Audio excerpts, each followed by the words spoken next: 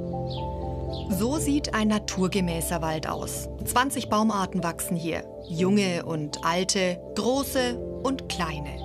Dicke und dünne Bäume, bunt gemischt. Ein typischer Dauerwald. Wenn hier mal ein Sturm reinsaust, fallen vielleicht 1, 2 Bäume um, aber 50 andere stehen schon bereit, die Lücke zu füllen. Man glaubt kaum, dass hier eigentlich auch eine Katastrophe war. Hier war ein Borkenkäfer drin, hier war Sturmwurf drin und der Wald hat es geschafft, sich tatsächlich selber zu regenerieren. Aber wie entsteht so ein naturgemäßer, dauerhafter Wald? Mit sehr viel Pflege.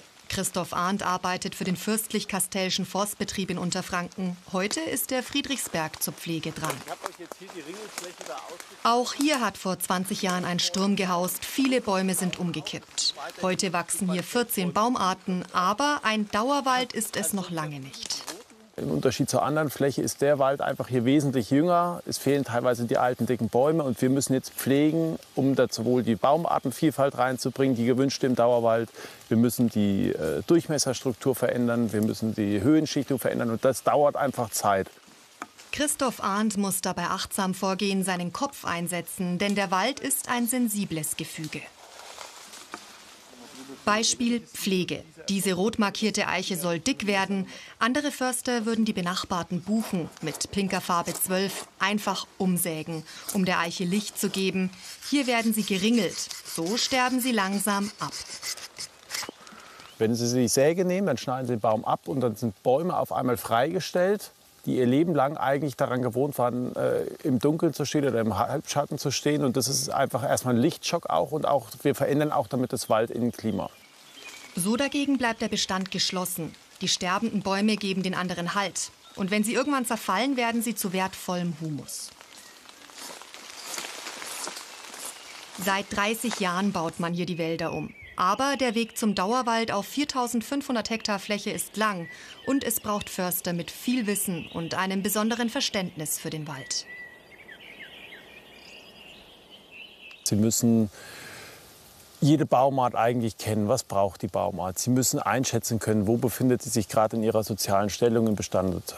Das sind alles Themen, die man da berücksichtigen muss. Auch jeder Baum wächst in den Phasen seines Lebens unterschiedlich schnell. Und da muss man auch wissen, wo befinde ich mich gerade im Leben des Bestandes.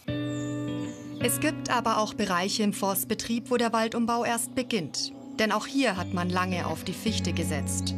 Christoph Arndt hat diese Fläche im Winter vom Harvester räumen lassen. Kahlschlag, streng verboten im Dauerwald. Und nun steht er vor der Mammutaufgabe, daraus einen vielfältigen, naturgemäßen Wald zu machen. Es wird Generationen dauern. Sie kriegen hier jetzt erstmal keinen Dauerwald hin. Ein Dauerwald ist ein Wald, der dicke Bäume hat, mitteldicke, dünne, ganz dünne. Das wird erstmal nichts. Wir brauchen hier Zeit. Ich weiß auch, dass ich hier die Früchte meiner Arbeit nicht ernten werde, sondern hoffentlich meine Kindeskinder irgendwann. In diesem Erlenbruch dagegen kann Christoph Arndt einfach mal die Hände ruhen lassen. Denn hier arbeitet der Biber. Auch das gehört für den Förster zum naturgemäßen Dauerwald. Einfach mal nichts tun.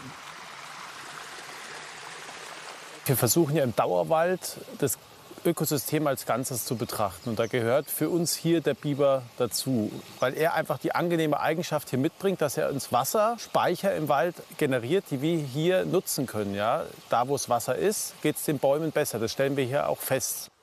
Trotzdem, ein Dauerwald ist kein Naturwald. Er gaukelt es vor mit seinen Totholzbäumen und der vermeintlichen Wildnis. Aber der Dauerwald ist ein Werk des Menschen. Er soll hochwertiges Holz hervorbringen. Diese blau markierten Erlen wird Christoph Arndt irgendwann als teures Wertholz verkaufen. Es ist ein Wirtschaftswald. Wir wirtschaften hier. Sie sehen es ja, die Bäume, die haben hier Punkte. Da haben wir blaue Bäume, dann haben wir hier Entnahmebäume, die sind rot markiert.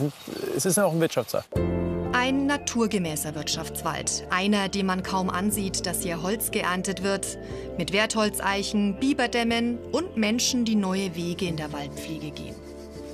Ein Wald, der dem Klimawandel die Stirn bieten kann.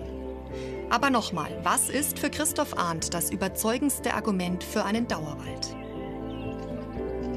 Ja, dass er einfach alle Funktionen miteinander verknüpft. Sowohl ökologische, soziale und auch ökonomische. Das ist das Tolle.